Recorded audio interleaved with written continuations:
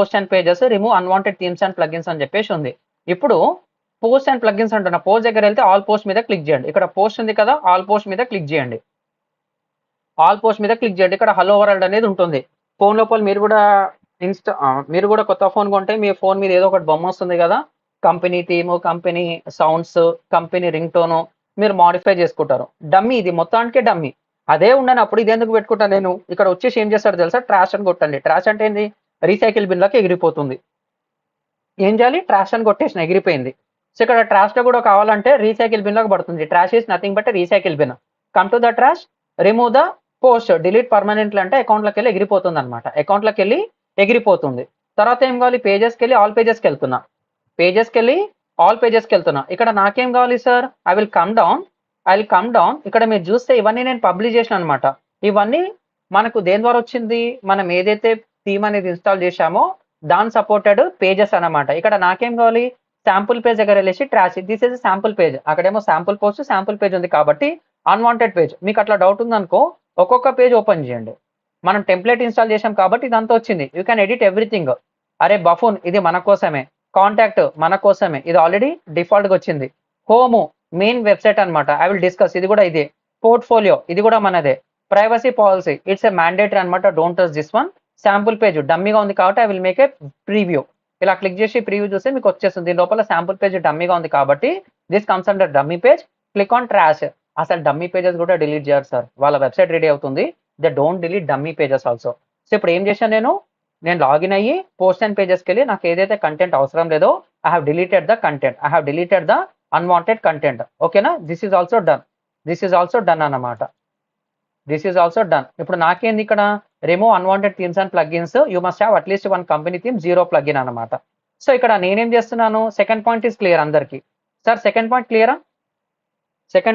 అందరికి second point క్లియరా? Just ఆ పోస్ట్ కి పేజెస్కి వెళ్ళి I deleted the dummy content. Thank you. ఇప్పుడు నేనేం చేస్తున్నాను?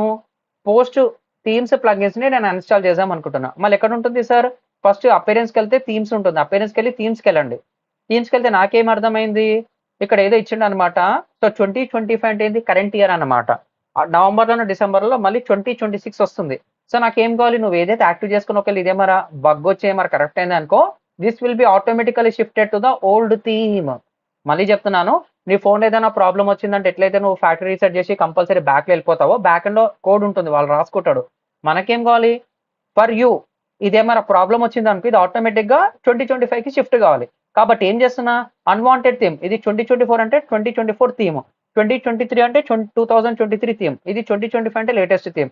కరెంట్ థీమ్ ఒకటి పెట్టుకో, ఇది పెట్టుకో. దీంతో పాటు ఒకటి కంపెనీ థీమ్ పెట్టుకోమంటున్నాను. Try to use only maintain 2 themes అనమాట.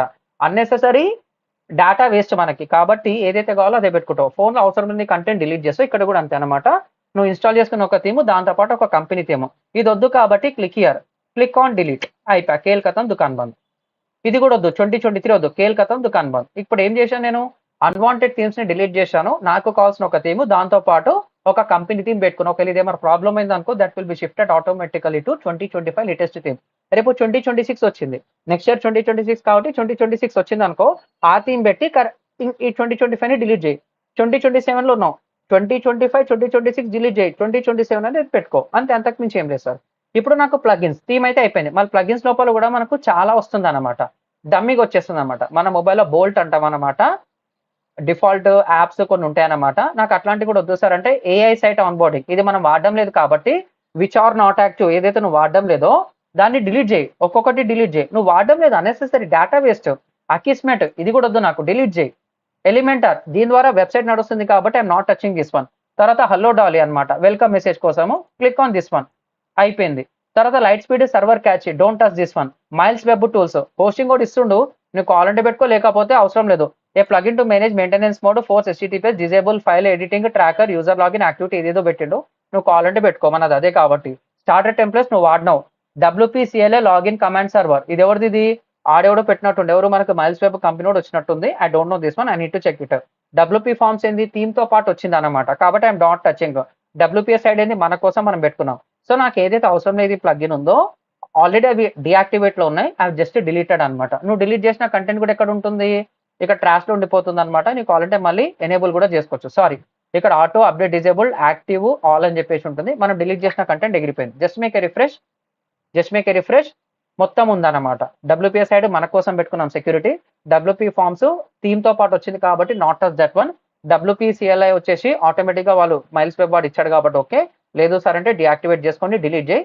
స్టార్టర్ టెంప్లెట్స్ నాకు కావాల్సిన టెంప్లెట్స్ అన్నమాట. పోర్ట్ఫోలియో వెబ్సైట్ కావాలి కాబట్టి I'm using this one. Miles web company ఇచ్చింది కాబట్టి కొన్ని పెట్టుకుందాం సెక్యూరిటీ కోసం.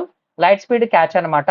ఇక్కడ మనకి ఏదైనా ప్రాబ్లం వచ్చింది అనుకో పర్జాలని కొడతాం అనమాట. ఏంది నీ ఫోన్లో ఒకప్పుడు ఇప్పుడు ఆండ్రాయిడ్ సిస్టమ్ ఉంది కాబట్టి ఇప్పుడు ఎవరు చేయడం, ఒకప్పుడు సీసీ క్లీనర్ ఉండే మొబైల్లో. ఉందా సార్?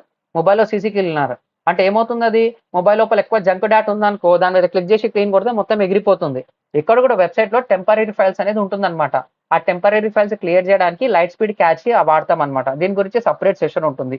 ఎలిమెంటర్ ఏంది, మనం వాడుతున్న కీప్యాడ్ లాంటిది. మొబైల్ ఏ విధంగా అయితే మీరు కీప్యాడ్ అనేది వాడుతుంటారో, గూగుల్ బోర్డ్ కావచ్చు, కంపెనీ యొక్క కీబోర్డ్ కావచ్చు, అట్లాంటిది ఏ విధంగా అయితే వాడుతుంటారో అలాంటిది ఎలిమెంటర్ అనేసి వెబ్సైట్ డిజైన్ కోసం వాడే ప్లగ్ఇన్ అన్నమాట.